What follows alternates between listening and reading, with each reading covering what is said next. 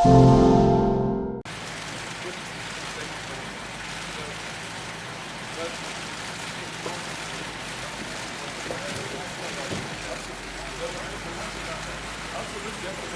have to begin, of course, by saying that our thoughts and those of Americans and people all around the world are with Nelson Mandela and his family and all of South Africans.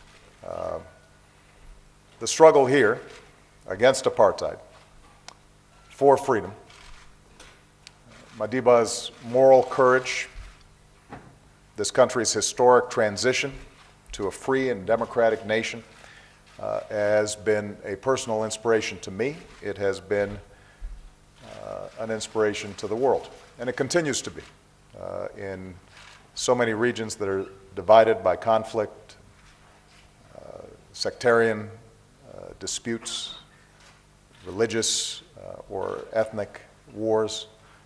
To see what happened in South Africa, the power of principle and people standing up for what's right, I think continues to shine as a beacon. And so the outpouring of love that we've seen in recent days shows that the triumph of Nelson Mandela and this nation speaks to something very deep in the human spirit, the yearning for justice and dignity that transcends boundaries of race and class and faith and country. That's what Nelson Mandela represents. That's what South Africa at its best can represent to the world. And that's what brings me back here on what will be a two-day trip. The position of former President Mandela in terms of his health, he remains critical but stable. So nothing has changed so far. That's where the situation is. But we are hoping that it is going to improve. And then I think with all the prayers and good wishes that are being made, certainly must do something, as you have seen, even in the country and abroad. Everyone is wishing Mandela well, a speedy recovery. And the doctors who are attending to him are doing everything. And these are very excellent doctors who are dealing with him. So we place our hopes as well that they will do better. We hope that very soon he will be out of hospital.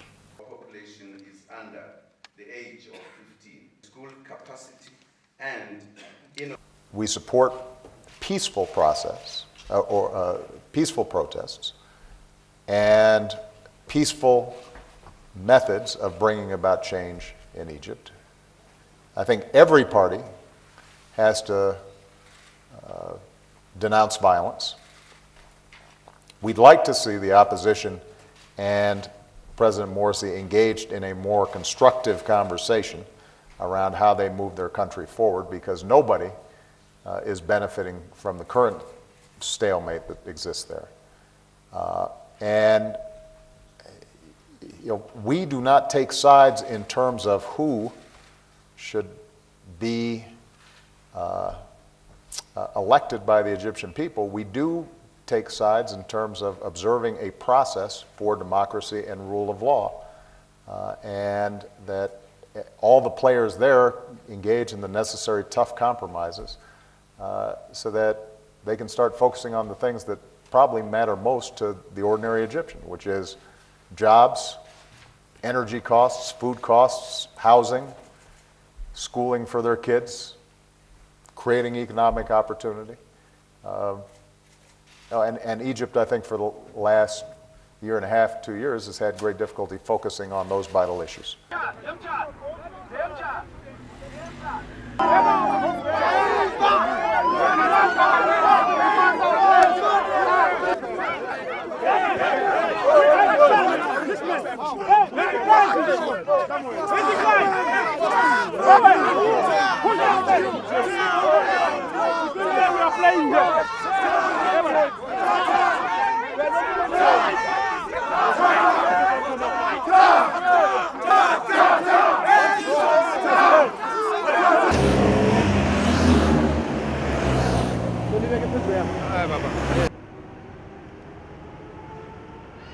Which car? Which car?